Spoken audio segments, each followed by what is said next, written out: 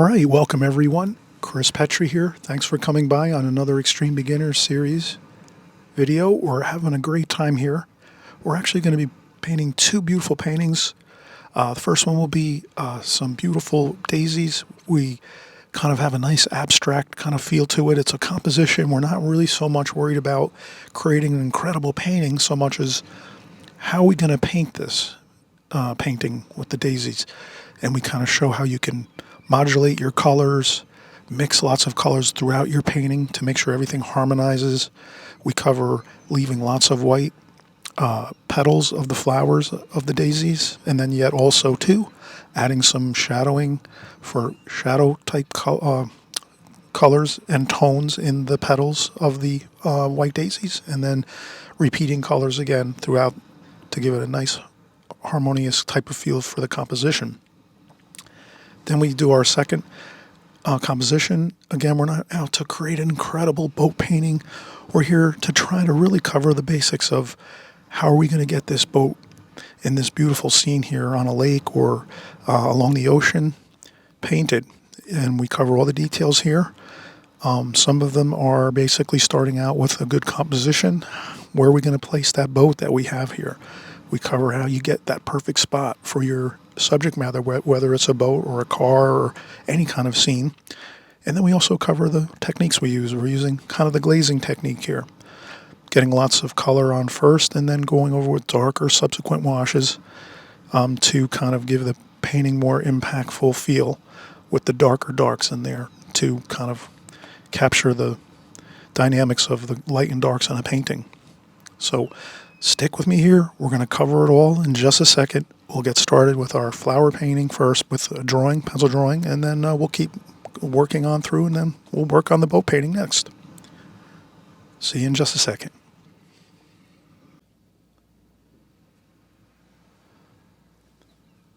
Okay, we're actually going to keep moving on here. So we just saw the finished paintings.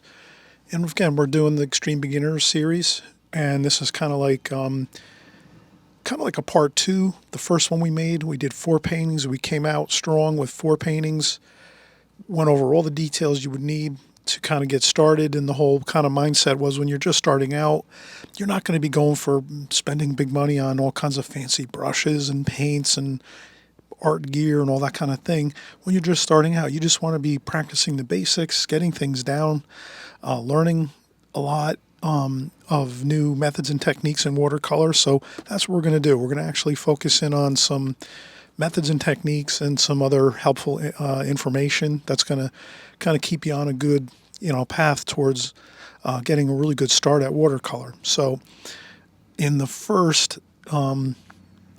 we've done numbers of Extreme Beginner videos, and you can look those up. You just always type in Extreme Beginners on the YouTube search bar, and you'll see probably 10 or 15, 20 already that we've made, maybe even 30 or 40 by now. But the first one or the first 2 we made were kind of really 2 hours, maybe 2-hour videos. So those were the longer videos were the ones where we really got into real granular detail on what we were doing. So this one's not going to be an extremely long video, but I do want to just kind of cover some things that are really going to be helpful. The first thing is I always tell everyone in workshops and private, teaching and things like that, and here on YouTube as well. I'm using the Prang Oval 16 set. I think this is the great perfect beginner set. It's very inexpensive. You can find it anywhere in hobby stores, art stores, online, Amazon. Amazon has these. They're like, $10, $12 maybe, maybe 15, depends. You can shop around and find them, sometimes a little bit less than that, but just a great set of paints. And the reason why is you just spritz it with a little bit of water like this with a spritzer bottle. And when you spritz this, literally 2-3 minutes later, you can start painting and get beautiful colors on your paper, and you're good to go. And then when you're done painting, you don't have to do anything. You can just let this sit, and that's it.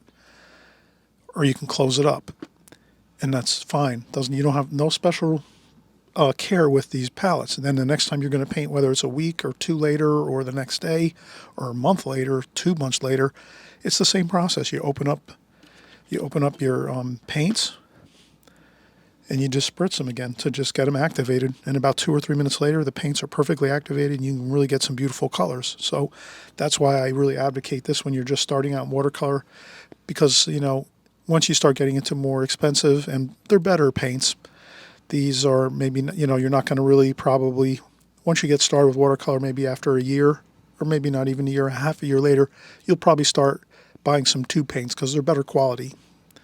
And they'll last longer. If you put a painting up in your house and you frame it, these paints are going to like fade quicker. Whereas Winsor Newton or Holbein paints and some of the other ones that are out on the market, they're really good, better paints, those aren't going to fade fast at all. They're going to last like a lifetime with good looking color, and they won't fade as much. So these are more, they're good paints for beginners because you're probably not going to be so much worried about, you know, maybe selling paintings right away or putting them in galleries and things like that. So that's why it's a perfect set to start with. You're just really worried about practicing, really, basically, getting the basics down. So the first thing I do is I usually arrange my palette a little differently than what it comes stock. This is what it comes with, you know, when you open up your box and you have your brand new paint set, your Prang Oval 16 set. It comes like this, the colors. What I do is I rearrange it like this, and I put all the warm colors on the left, and then I start to put the cooler colors up here and then the blues over here on this side. This way when you're working, you'll kind of always know your oranges and reds and your brown, and they're going to be on this side, and the greens up here like this. And you always kind of know your blues and purples are going to be over here on this side. So that's why I do it that way. That's how I set up all my palettes. I have many palettes, and they all get set up the same way. Warm on one side basically and cool on the other. So that's what we'll do here. So let's see if we can how we can do this. Since I did spritz these with water, I'm probably going to set this one aside. And I think I have a new set with me just on the other side of the studio. So I'll just go on to the other side of the studio and I'll be right back. Okay, so I just went across the studio quick and I got a new set. I usually stockpile 5 or 6 of these at a time. When I run low, I get extras. And then this is the way I set it up, usually all the time. And then the lid's over on this side. And these are excellent palettes too. You can take the lid off if you want. So if you have a different way you want to set up your palette, you know, you can always take off your lid and remove it. And that works good too. That's always a good option to have. All right, so what I'll do is I'll just start. I'll take this right out like this, and this one too.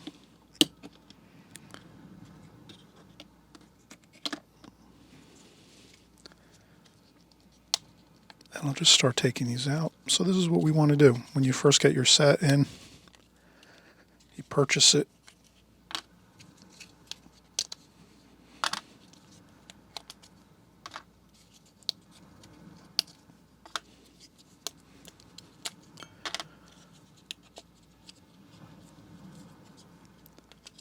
And what I do is I keep this the same way so I can just put it right back in.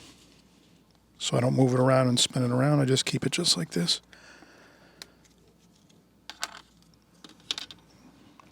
I take this one, I do the same thing. Black and white are up there. And then I just put all the colors over here. And we can even put them over here. It doesn't matter. We're just going to carefully put them back in order of this one here. So we're going to match this one to this new one.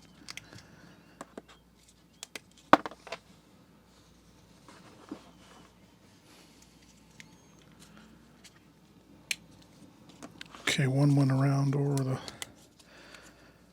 off the table. I'll have to go find that.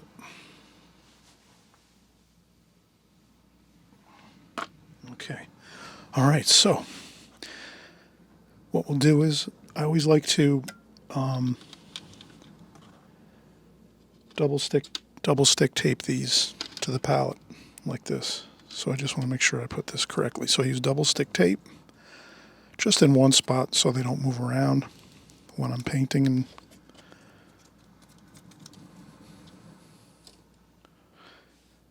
And then I just take the double stick tape like this, put it there in the center of the palette.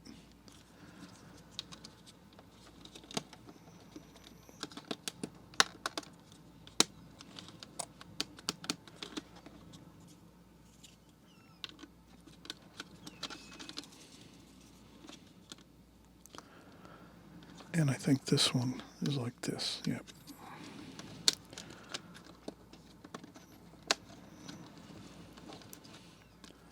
And then I press both of these like this right in the center where that double stick tape is, and this way they stay sturdy in there and they don't move around. And now we're just going to match the colors, which is really simple. This one's pretty much here. This one is here. This one is here, third.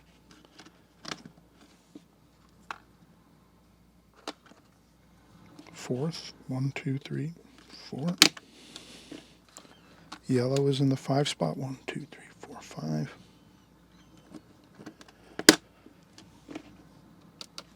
Brown, 6 after the yellow. Light green next, so we have light green next. Then we have the more cooler green up here. It's got a little more blue in it. This has a little more yellow in the green. So I call that a cool and a warm green. Then as we go over here with the blues, we have the cool, very, very cool green. Almost like a turquoisey green, like that. Then we have this blue has got a lot of green in it. Or more green, it's kind of warmer than the others. Or cooler, I should say. It's got a cooler look to it. And then this blue here is like a standard blue, like a French ultramarine blue or a cobalt blue. If there's those of you that follow colors a lot, you'll kind of recognize the name of the French ultramarine blue and cobalt blue. Those are like the two favorite blues a lot of people have. Prussian blue too, Windsor blue. Those are kind of popular blues you'll see in paintings that people are doing on YouTube or professionals out there. And then this one here is purple. And then this one here is I think this one here is over here. This one actually is there. This one's here. So that's a little bit more of a warmer purple over here. And then this is like a violet, lavender kind of violet color, getting to the red, toward the red color again. And then the white and the black. See, that's how we do it. And then every time you buy a new palette, or if you it's kind of easy if you just plug in your colors when you run out of a color. Like if you run out of a color in this palette here, whatever one you're using a lot, you just take it out and you match it to a new palette and you take a new color out and plug it in. So you can plug these in as you go. So you buy a couple extra sets, and then whenever you're running low on any one of the colors, you just take a new one out and you keep filling up your palette a few times. And then if you want, you change out your palette so that you have a newer palette where, or you can wash these out and kind of scrub them out with a little bit of dishwashing soap and water, warm water, and these clean up real beautiful too. So that's fine, however you want to do it. All right, so we have everything all set now. New palette. So we rearranged our colors so we have warm on this side, cooler colors on this side, and then we always leave our palette the same way. We have our new brush here. So if we leave our palette the same way all the time, eventually you memorize it and you really don't have to think about it when you're going to grab paint for your painting. You'll just go over there and you'll just know by feel where you're going to go to get your paints, and you almost don't have to think about it. And that means you can be focusing more on your painting and what's going on here, because watercolor dries fast. It's a fast medium, so the more you can be kind of on autopilot, so to speak, with your paints, that's the better. You'll have more time to focus and to handle what's going on your painting. If you weren't keeping your paints in the same place all the time, then every time you go over to pick up a color, you're not going to be sure where it is. Oh, did I put it here? Or did I put it there? Or I don't know. If you put them in the same place every time when you're changing out your colors in your palette, or even if you buy another palette, a new palette, you'd arrange your colors the same way. This is a really big important thing with watercolor painting. And even if you go into oil painting or any other painting, if you can keep your palette the same all the time, that really will help you greatly with being able to focus more on your painting itself. So, okay, so we have our brush that comes with the set. That's our option if we want to use that. And then we're going to just start out with our pencil drawing. And before we do that, let's make sure we grab a pre-cut mat. And we always say when you have a pre-cut mat, the reason we use these really is so that if the painting comes out really good, you can put a mat right on it and put it right in a frame, and then you have a beautiful framed painting. You could put it up on the wall, give it as a gift. So forth. So, all right, so I'm going to do that.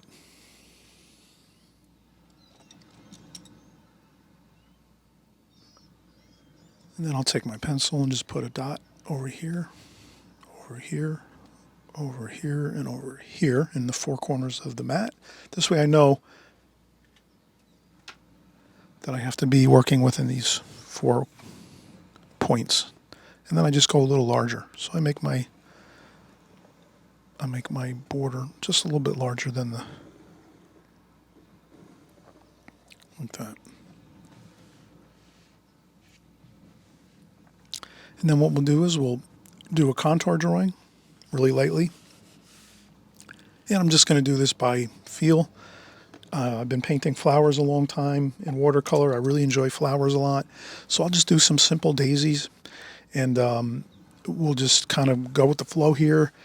I'll kind of just pick out some random shapes. So I'll just start maybe here. I'll put one of the centers of the flowers there, and then I'll just maybe go up and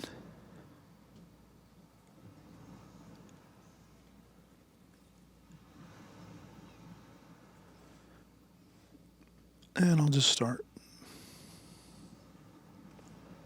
going around here.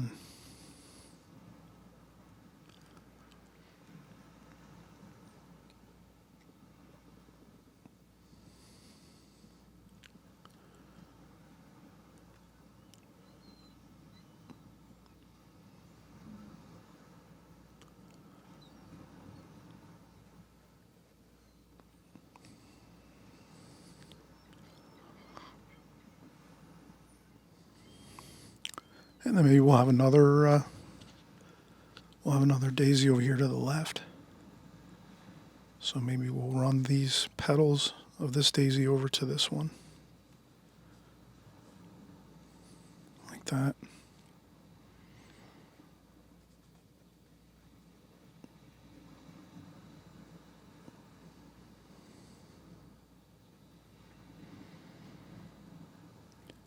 And I'm kind of doing these loosely. I'm not getting too worried about things. And maybe one more over here.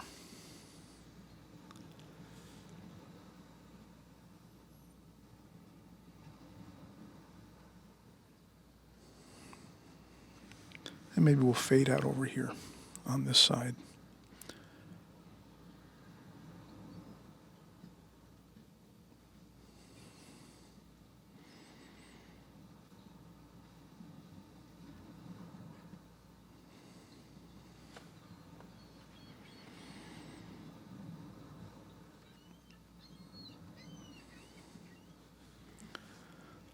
Okay, and then maybe we'll have a couple other just shapes of like leaf forms, but we're not going to really draw maybe a full daisy in there. We'll just kind of do some shapes like that for an indication of some more flowers over here. And then maybe the same thing up here, maybe just an indication of some flowers. We can always add more if we want.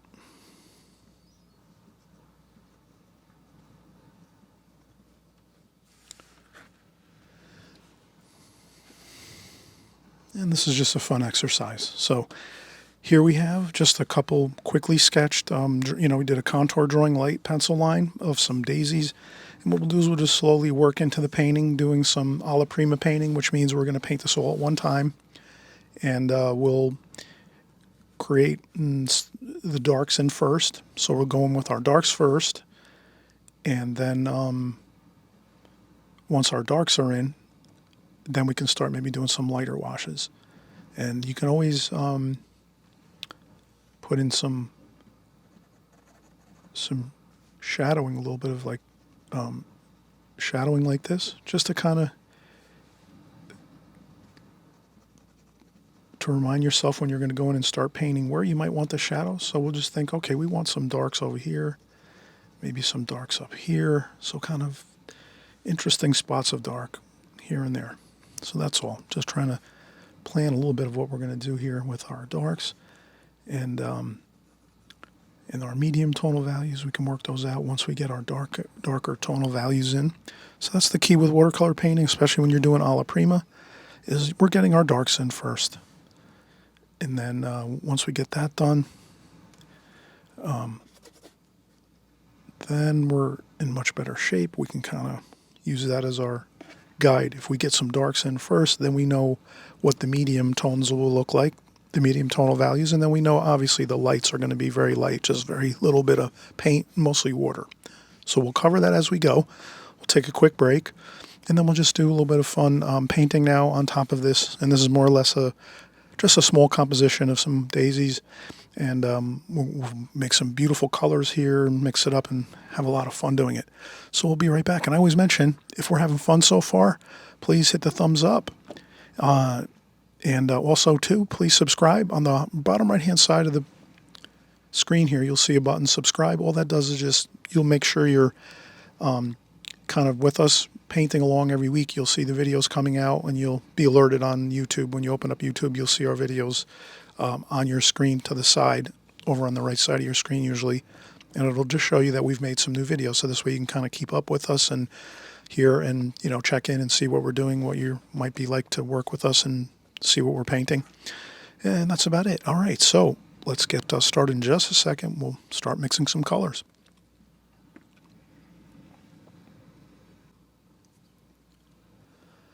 All right, so we're getting started again. And I just have a few brushes I like to use that I buy the Princeton for my Extreme Beginner series. We like to buy the Princeton Art and Brush Company brushes. So they come in like maybe 5 or 6 brush pack. They give you some brushes like this. They also have some round brushes in that pack. So round brushes like this. So you have a few rounds, a few squares like this, flat brushes.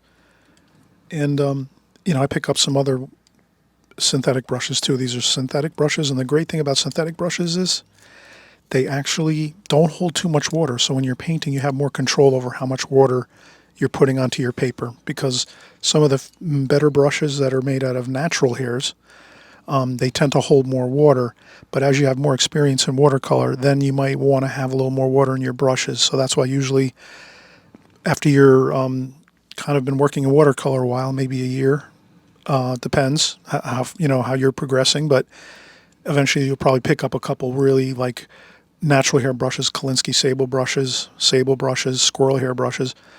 Those brushes hold more water, which means you can kind of, when you're working and you pick up some paint, you can go a little longer and get a little more paint onto the paper because the hairs hold more water in them.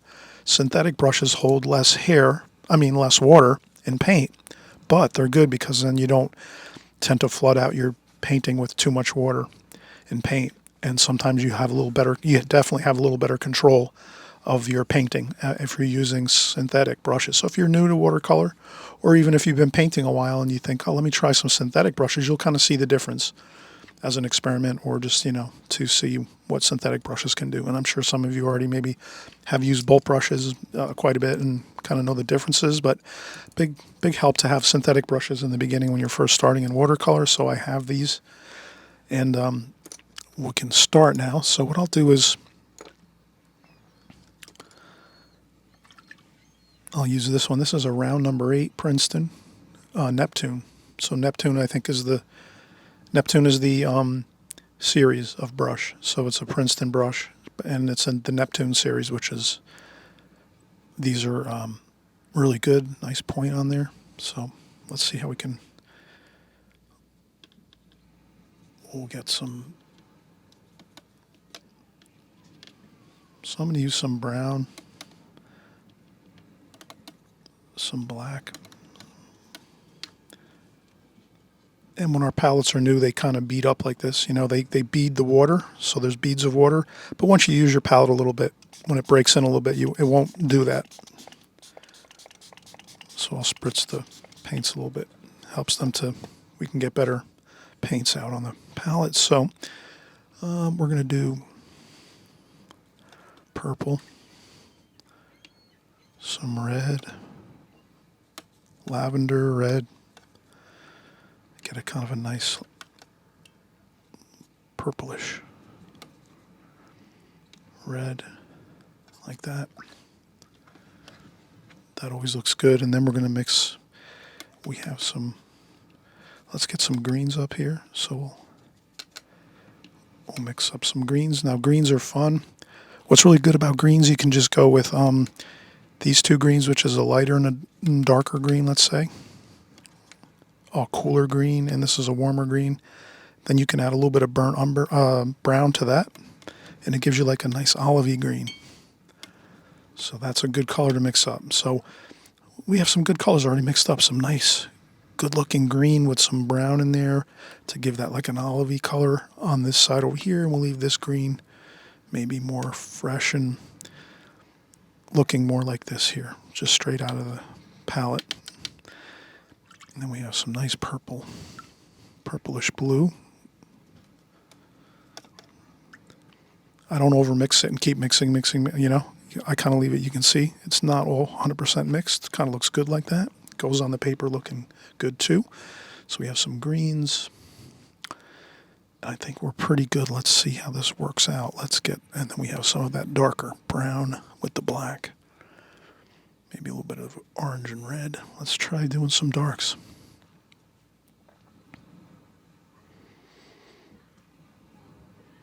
There we go.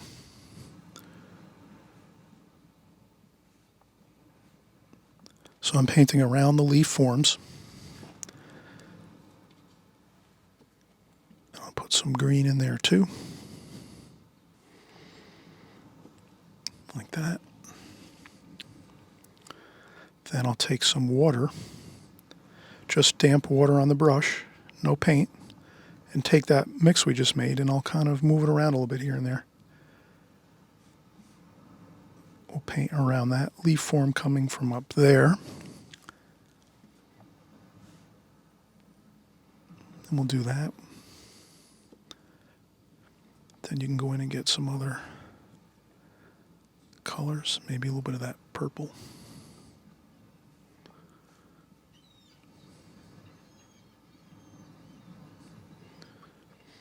And again, we're having some fun here.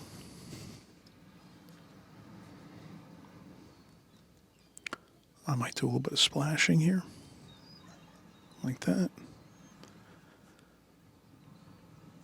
There we go. Maybe a little bit of orange.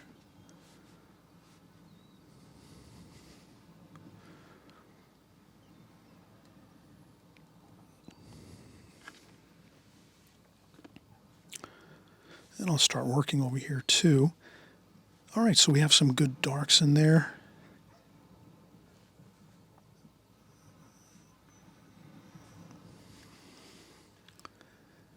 And then maybe up here we'll do a little bit more darks like that. Maybe a little bit there.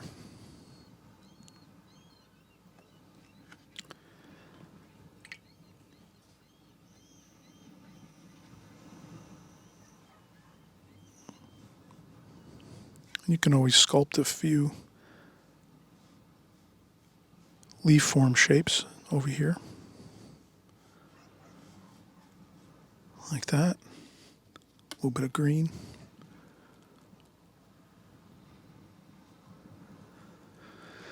Good time just to practice, have fun, do some splashing.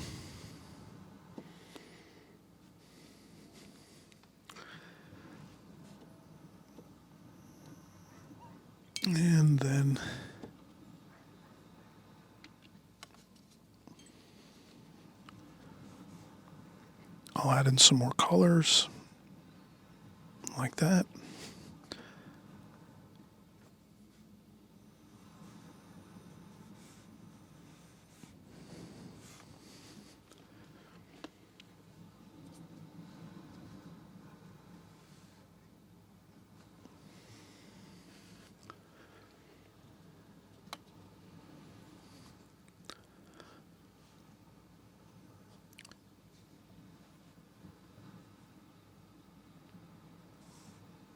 And some more green up here, like this.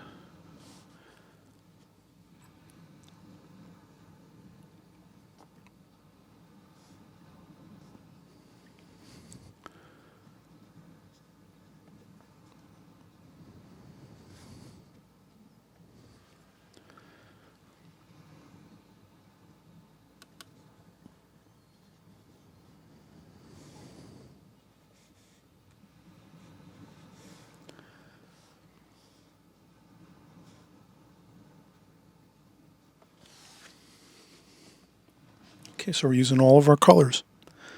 Just mixing them in there, greens and red, green and red. Good mixtures.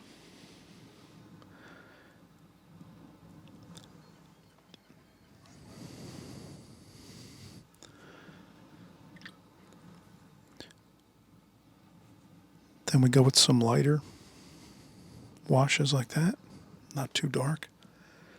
We can also start going in here and getting some of our orange and yellow.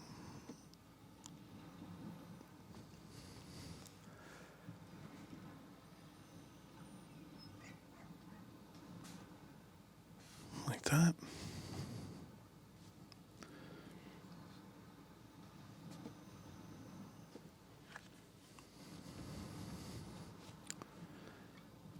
So some of this over here is kind of, we're just suggesting that there is some more yellow and orange here and there, just to kind of get the color, the same colors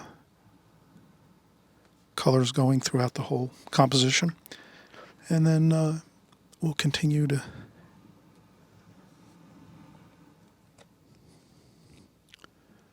keep working like this. We'll get some red in there, pink and red.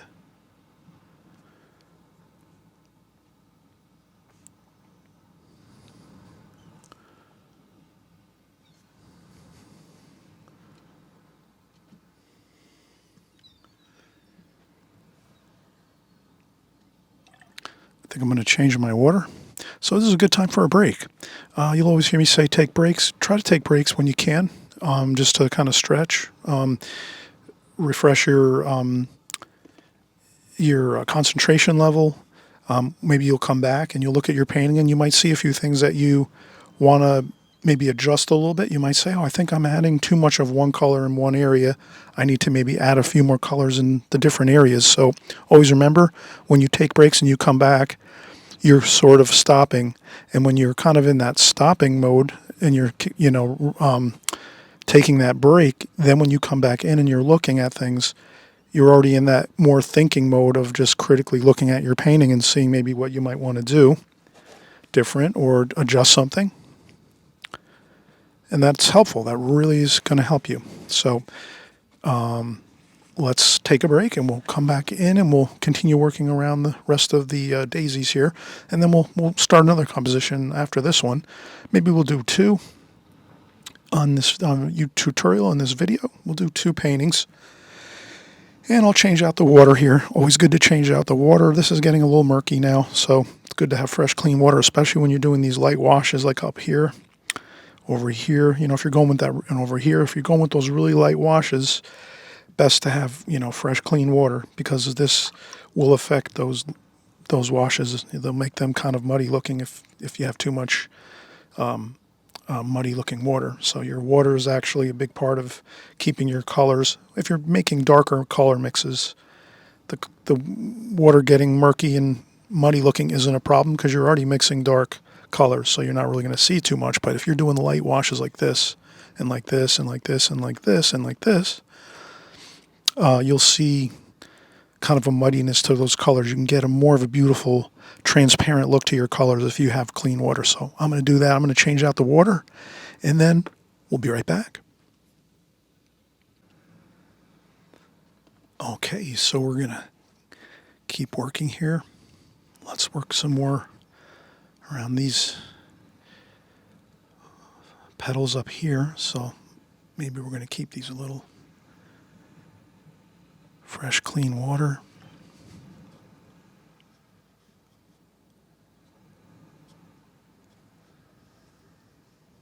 A little bit of green.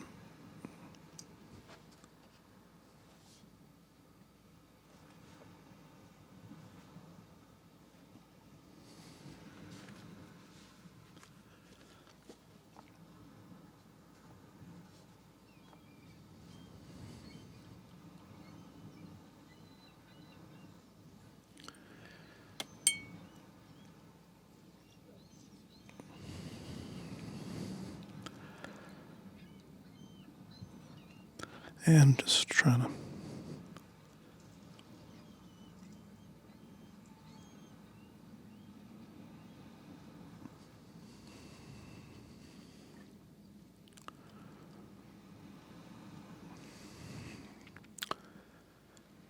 then we'll go with some more of those greens over here.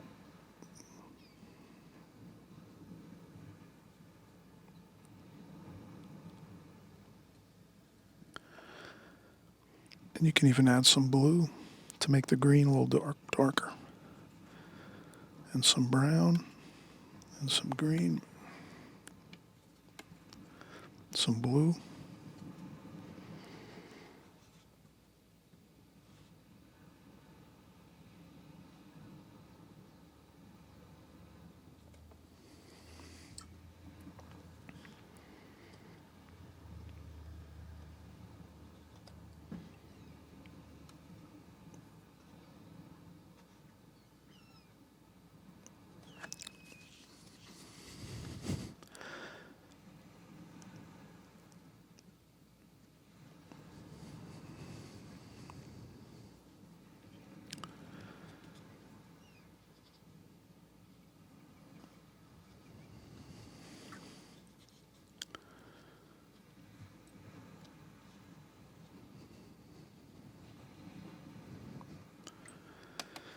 And I'm just mixing around the colors.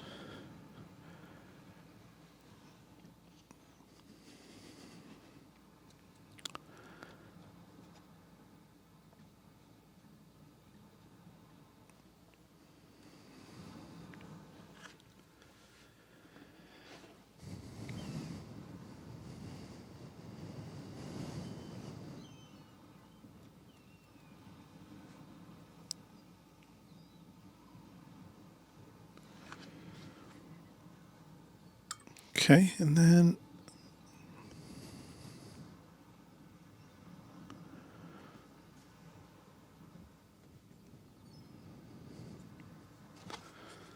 if you paint over a petal by accident, not a problem. Just lift it up quick.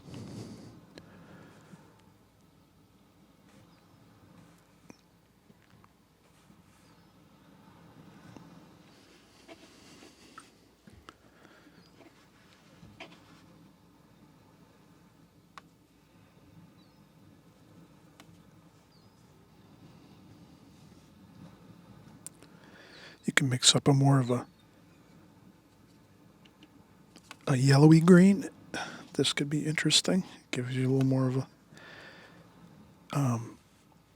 kind of a lively green, so you can add in some more lively looking green colors with a little more of that lemony yellow kind of feel to it. That can spruce up your green mixes if you have some green mixes that you might think need to look a little more exciting or something. You can just add some color, some gold, some yellow.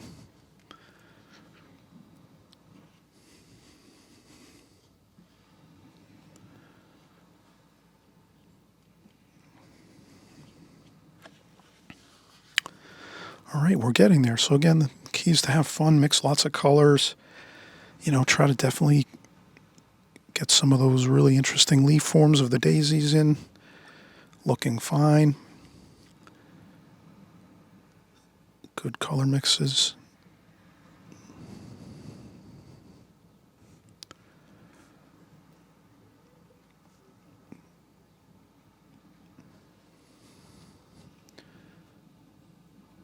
And sometimes you can add a little bit of that really cool blue there.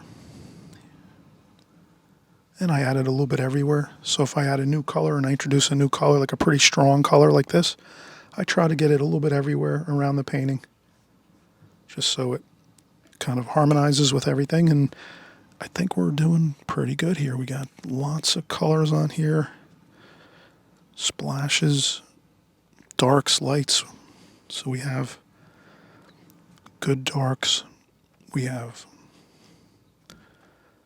really, really light washes too.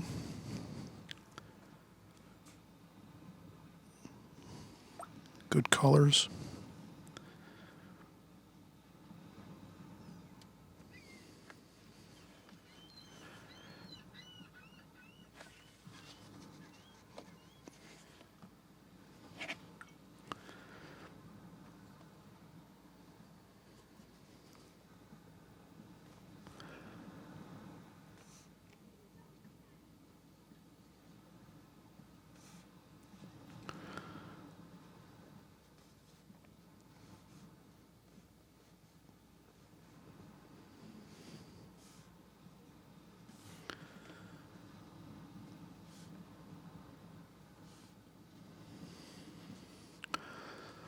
All right, and the key here is let's not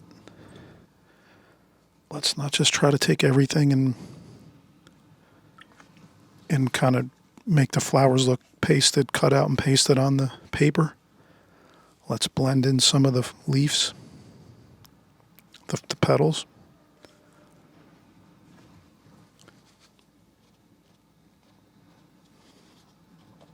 Sometimes I'll use the tissue or paper towel just to lift up sometimes if the paint gets a little bit out of control, or it starts to flood into spots that I don't want it to. So that's always good. You can do that. You have a tissue always on hand, and if you see anything starting to flood into another spot you don't want it to, not a big deal. You just take the tissue quick and blot up the paint and the water, and then you're back in business working on the painting and not fretting too much. So we are, maybe we'll get a few more of these. I'm just adding some really, really lights to the petals.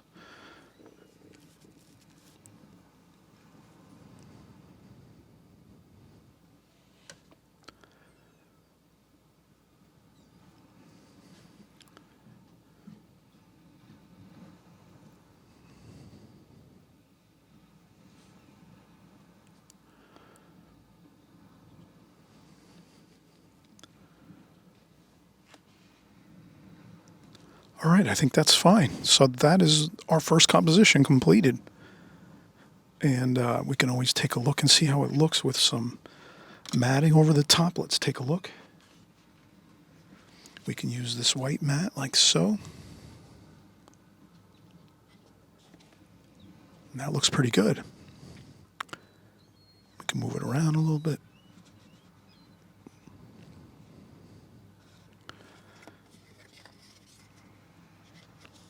And there's all kinds of different color mats you can buy.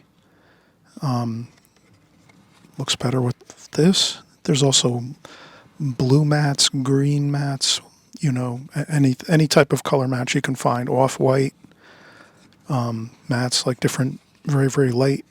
I think watercolors usually, in my opinion, I've done a lot of framing over the years. I find that watercolors look really good with like lighter looking mats.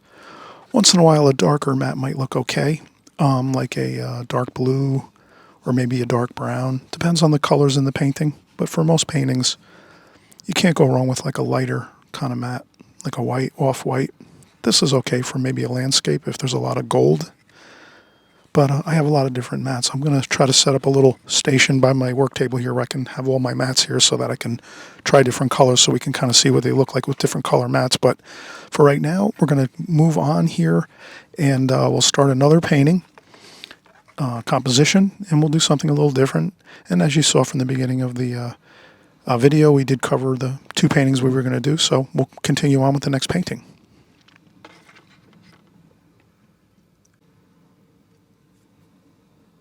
All right, we just changed out our paper, so now we have some fresh paper. We're going to start our boat painting next, and we'll have a really fun time. This is going to again be more of a composition. We're not out to paint like the world's greatest painting at this point. You know, if we're just starting out in watercolor, we're going to try to just have some fun, enjoy the process, kind of talk about all the different steps we take to get to the work that we want to see happening on our paper and our paintings. So let's get started. So again, we usually always take our mat, pre-cut mat. This way, if the painting comes out good, we can just put a mat on it and frame it, and we're happy. And let's start out. We take the pre-cut mat, we put it down on the paper, and then we take our pencil here and we just put the 4 dots right in the 4 corners here. Very light dot, barely visible, just so you can see it. And then what I'll do is I'll make a light pencil line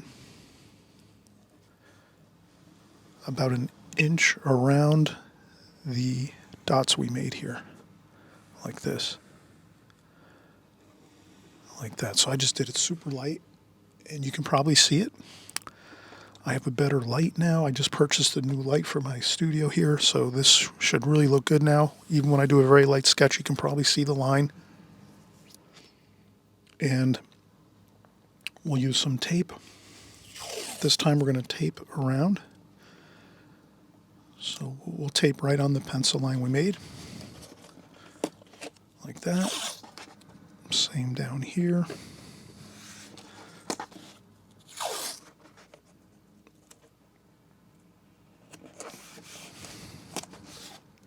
And one more. So we just tape around, make a border around our composition.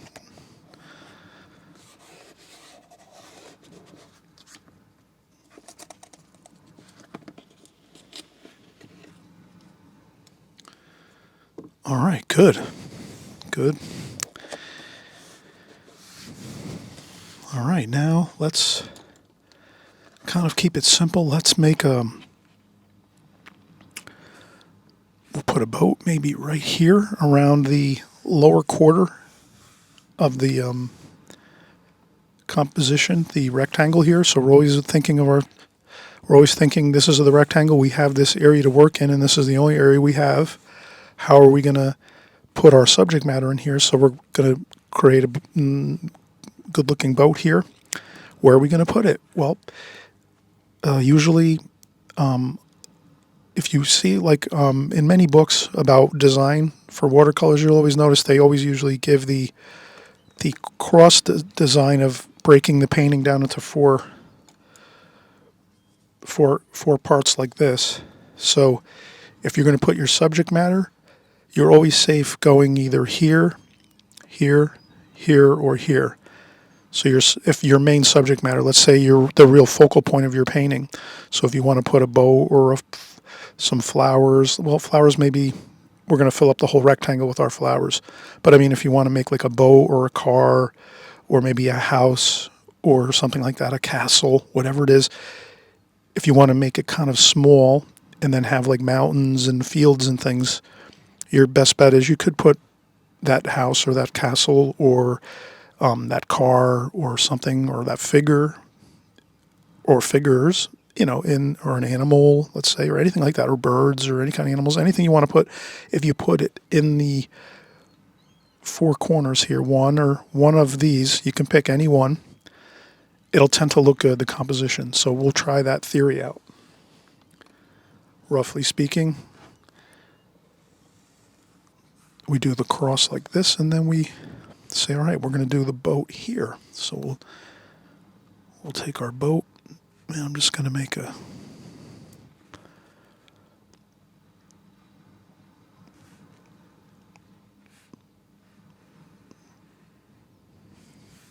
boat will be like this.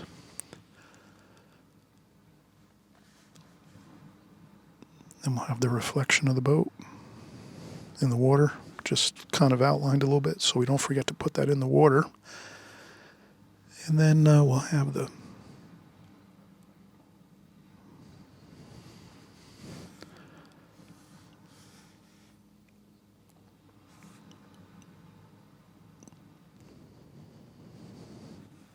cabin.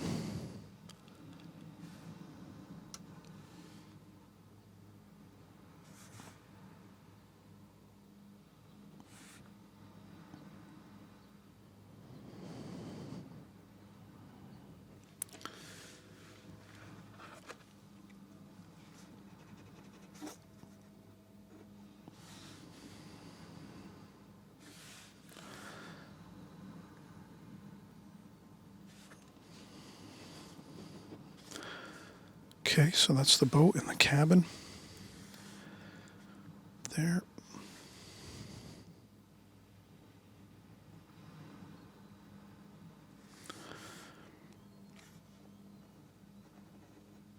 I want to make that a little bit more on an angle like that. That looks better like that. Okay.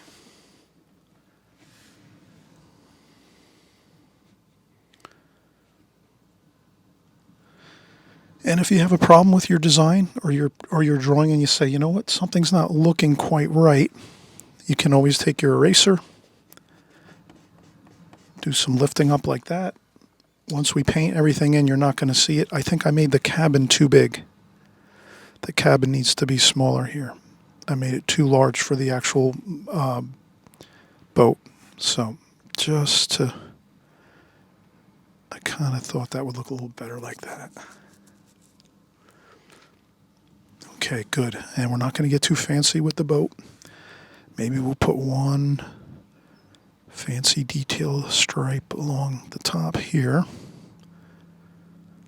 And that should be good. Maybe a little bit of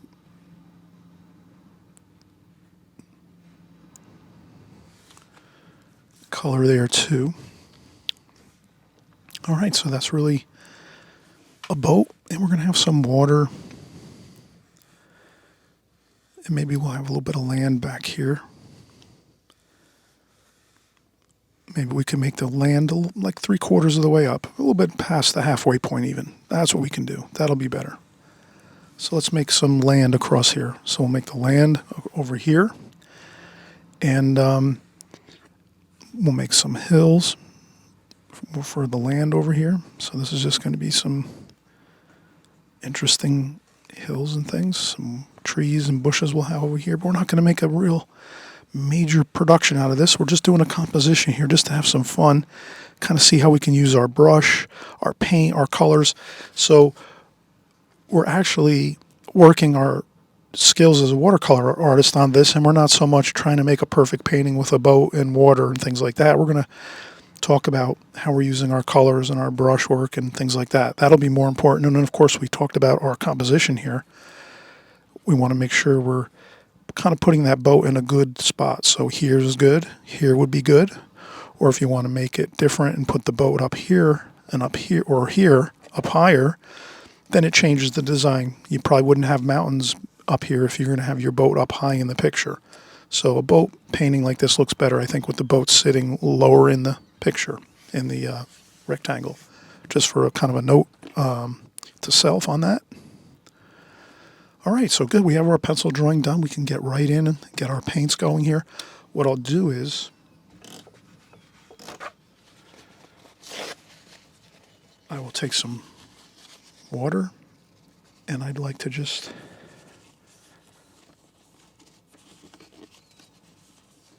it's good to clean up the palette because we used some colors that we'll use again, but we kind of mixed a lot of different mixes in that flower painting.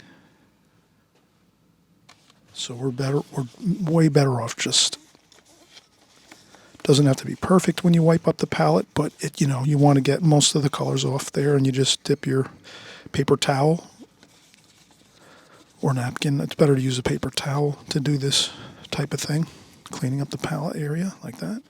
So there we go, much better now. And then let's use our square brush here. We have a good size square brush.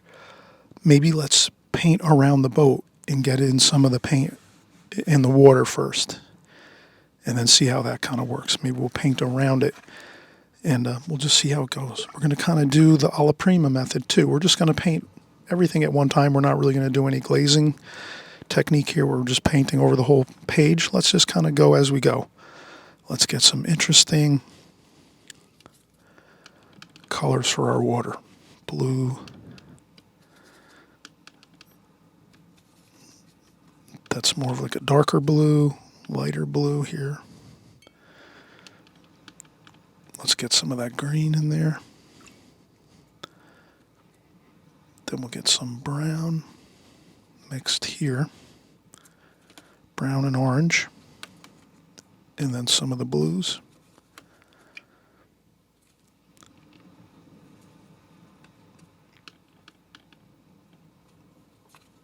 So we'll kind of make a muddy blue, green. That'll sort of make an interesting look. All right, so what I'll do is I'll just pick some things up here, some paint, just some paint. And let's go across here like so. And just kind of flow the paint across the page like that. Here we want to leave underneath the boat white because we're going to have a white boat here, so we want to leave the reflection of the boat white underneath. So that's how you'll see me at this point.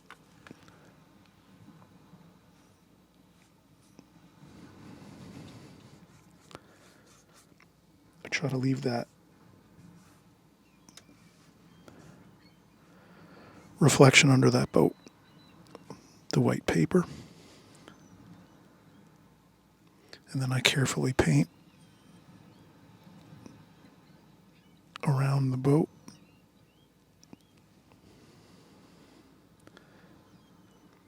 And it's warm in my studio, so the paint's drying fast. So that's why I'm trying to work pretty quickly here. And I mix plenty of water.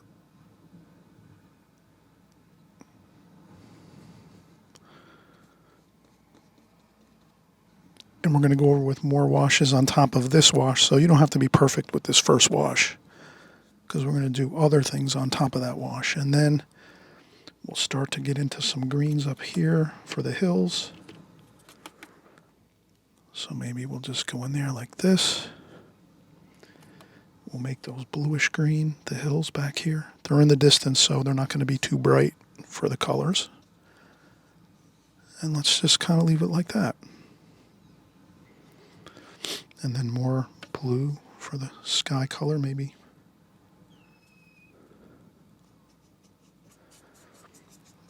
Maybe we leave the sky kind of like this. Just crossing like that.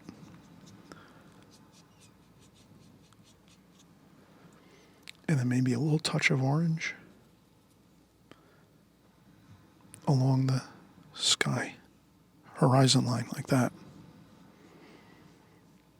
Blend that in, and we'll make things more, we're going to add more detail to everything, but this is sort of like the glazing method. Pretty much like the glazing method we're using.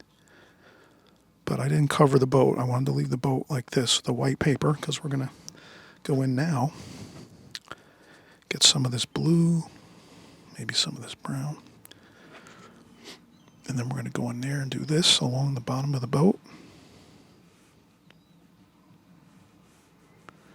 And then just do a little bit of that. Kind of tie it in together, the colors, the blues.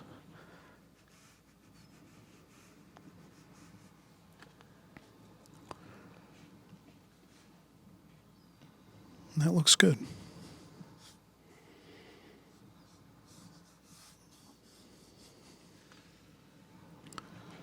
All right, now we have this. We'll use our round brush and we'll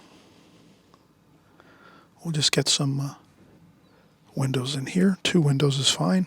One back here. And then we'll do another one up here with an angle on it like that.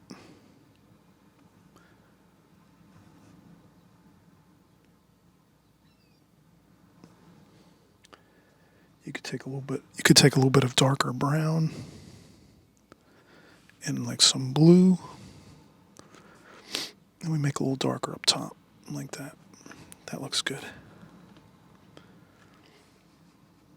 And there might be a little bit of a darker bit there. So we could add a little of that dark there too. Just let things happen. Don't worry about it. If you think you don't want that spot there, you can lift that up a little bit. Then let's go in. We'll get some cadmium red. Kind of looks like a cadmium red. Like that. And we'll do a little stripe on the boat up here. And we just go across a little bit at a time to follow that pencil line. Like that. And you can even do a little bit of red in here in the water too. Just a tiny bit, and not maybe everywhere. Just a few spots. Like that. And there we have it. We have the boat. We have the reflections of the boat, the white reflecting into the water a little bit. Let's work on let's go up here while this dries. Let's go up here and work in the mountain area, but let's take a quick break because we've worked quite a bit already. We've gotten the glazing. We'll call this the glazing technique for the most part. We got that first light wash over everything. Now we're going to go over with some darker tonal values, some darker colors, to kind of round out the painting, make it look a little more interesting versus just leaving it this one light tone, this light tonal value here.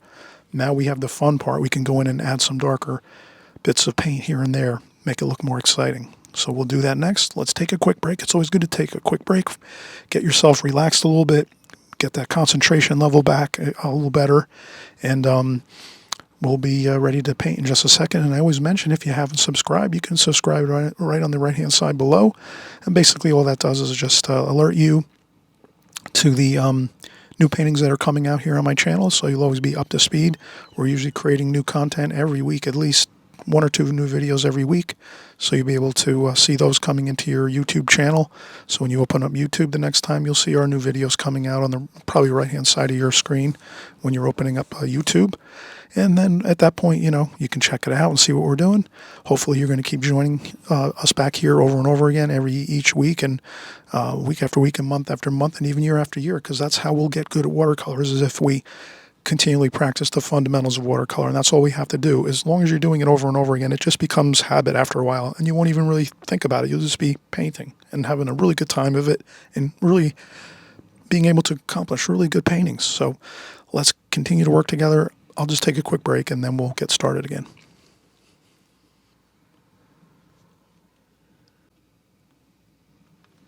Okay, so let's get back into the painting here. We're going to let this continue to dry. The boat's still drying a little bit here around the bottom of the boat in the window area. So let's do a little bit of work up here in the distant hills.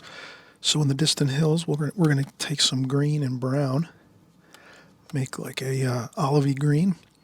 And we're just going to take our brush, our round brush, and just sort of maybe, kind of drag it along here on the top of the hills.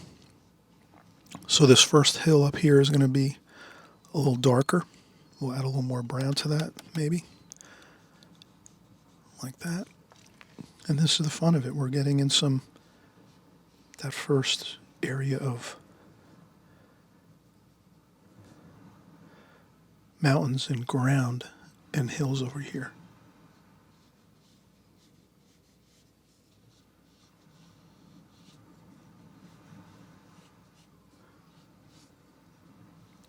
And as long as we keep it level across here, you could even put a piece of tape across it if you want.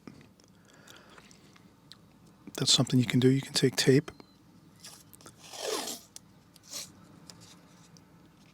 and put it across.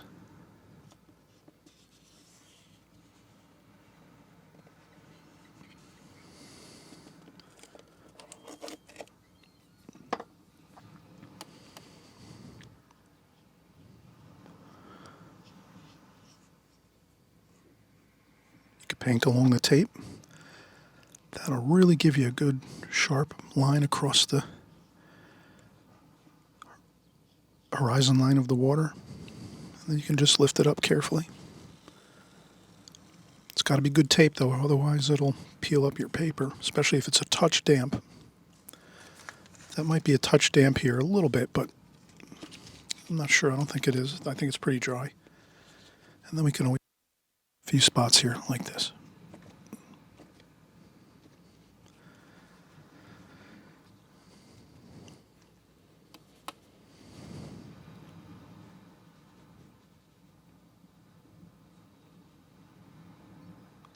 Then you can add a little more, maybe a little more green there, darker green with maybe a little bit of blue and brown. And then this could be some of the trees up here. A circular motion with the brush. And just here and there, a little bit of indications of trees. It doesn't have to be anything too definite, just some indications. The focal point is the boat. So these things in the back, like the trees and things, and shrubs and whatever's back here, doesn't have to be anything too important or anything like that. We're just making an indication that there is some forest back here and some trees. Then after we do that, we're going to let that dry, because we'll go with another little bit of hills behind these darker trees we just created, but we have to let that dry 100%. So now we're going to let that dry, and then we're going to move back over to the water over here, where we're going to take some blue and green, touch of brown just to gray it down a little bit, some green maybe, blue, like that. And then let's get in some choppiness to the water in the foreground of the water. So in the closest areas to us, we're going to want to just make some of these chopping bits of brush strokes like that. And just take your time doing them, and don't worry. You can do a few going through here too. Not many through the boat area though, where the reflections of the boat are. We don't want to disturb that area. That kind of looks good. We don't want to do anything further there, really. And then I'll make it darker down here at the bottom of the painting. So the darker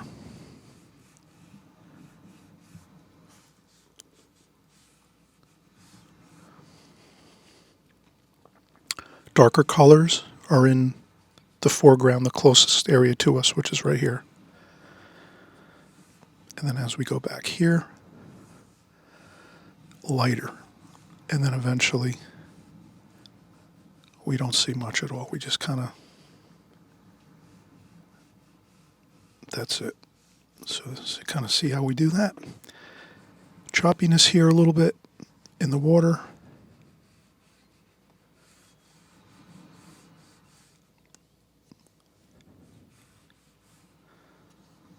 Darker closer to us here.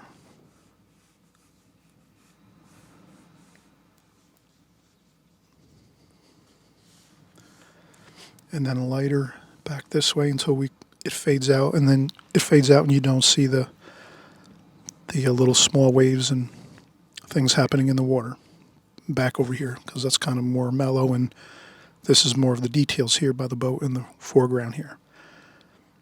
All right, so that looks pretty good. Let's change out the water one more time.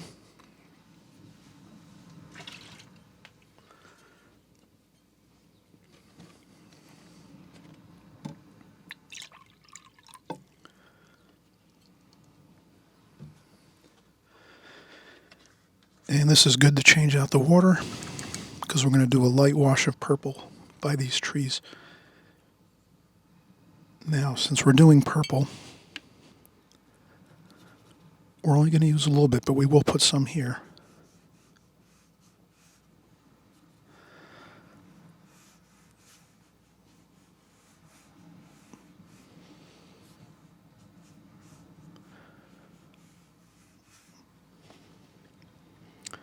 Since I'm using purple back here in the mountains,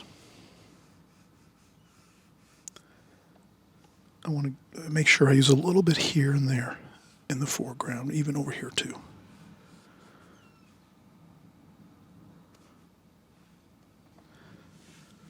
Okay, good. Just as long as we get a little bit of that purple.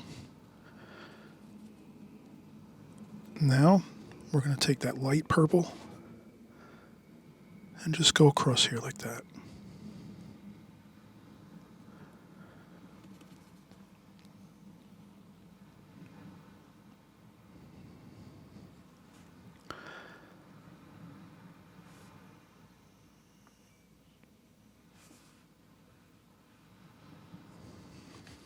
You blend it right in like that.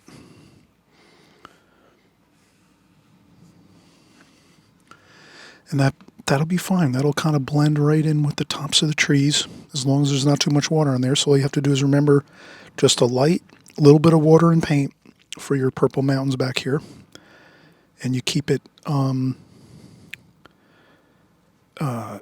light, not too much water, because then if it's too much water, it'll disturb the green we just put on those trees there. So as long as you keep it pretty much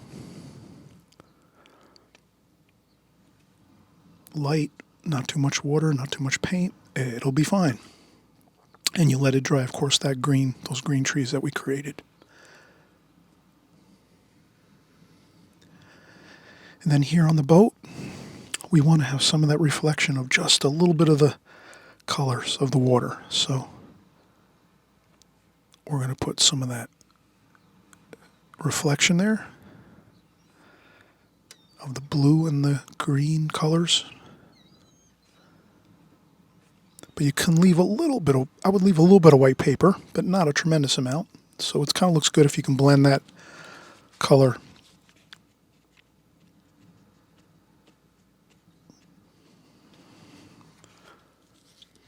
a little bit, and maybe a little gold, maybe a touch of orange.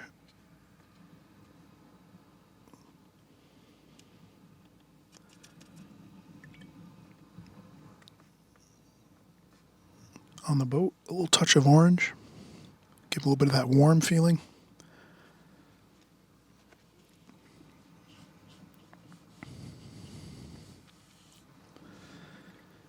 And then we could even clean up a little section here like this and put a little more of that orange color.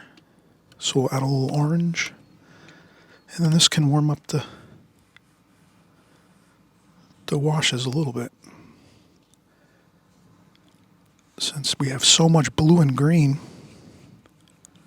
adding that little bit of orange over the top of the water area with a little touch of orange here and there adds a bit of warmth to it.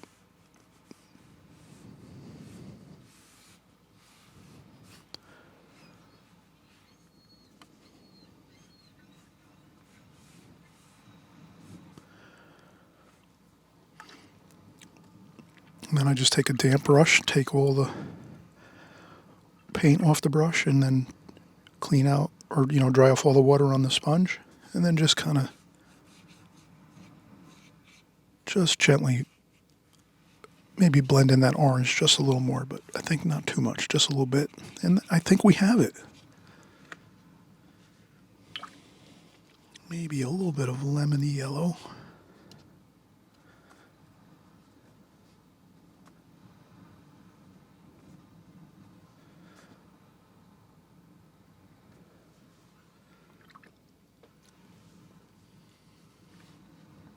And I think that looks good. So we've captured the really powerful method of getting our composition right from the start, getting our boat just in that perfect spot, which is the lower left-hand corner of the painting.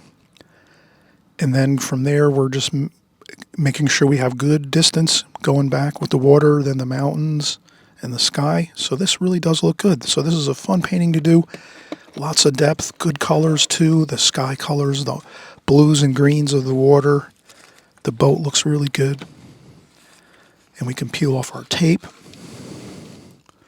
carefully. And it always looks good when you tape your paintings. This way you have a border around it. It looks much better. And That looks pretty good. And then we can even see what it looks like with a mat. So we could go over the top like that. Again, I prefer white, very light mats like that. Something like that. This is too stark white. Off-white looks better. This is too stark white, but it's the back of the mat, so it's not really, that's just straight white. But that looks pretty good.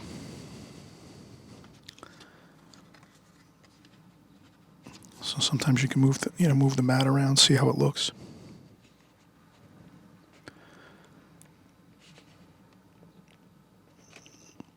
But I think it looks good like that. Originally how we had it, just like that. All right, so thank you so much for coming by, painting along with me. We're learning a lot of great new things with watercolor here on Extreme Beginner Series paintings and tutorials here on my channel. We're going to have fun. We're going to be back in just next week. We'll be back. We'll do some more compositions and paintings. We'll cover more techniques and methods in watercolor, making sure that you get all of those methods and techniques week after week and month after month here on YouTube, so that you're able to learn the proper way to paint watercolors and the real key things that are going to help your paintings improve. Sometimes bad habits can really lead to having a hard time with painting watercolors, because it's not an easy medium to learn. So if you have the right practice paintings as your compositions as you're going in the beginning, you'll have much more of a fun time painting in the future with your watercolors, because you'll kind of be able to avoid some of the pitfalls, and you'll have the techniques and methods to help you as you paint your paintings going forward. So great to have you here. Enjoy the watercolor journey, everybody. Have fun, and we'll see you on the next video. Bye-bye.